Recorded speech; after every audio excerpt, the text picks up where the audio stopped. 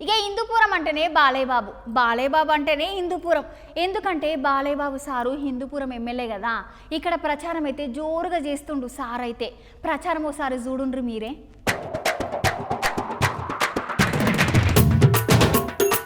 Hindupuram TDP MLA Balayya Babu ఎక్కడున్న వెరైటీనే.